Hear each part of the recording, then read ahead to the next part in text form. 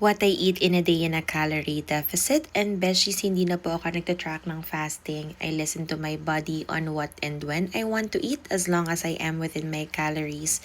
Lose It yung gamit ko na app to track my calories within the day, and for our first meal, we're having white rice, pipino, and for our protein, we're having tortang dulong.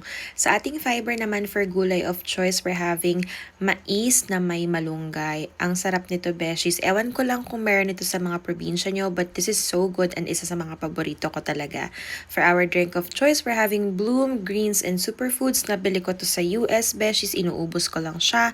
For our snack of choice, we're having nilagang mais. And yes, naubos ko to lahat, beshies. And for our last meal or snack of choice, we're having yogurt, granola, and cashew nut. For our granola, nabili ko lang to sa SM Supermarket. We're using Daily Fix.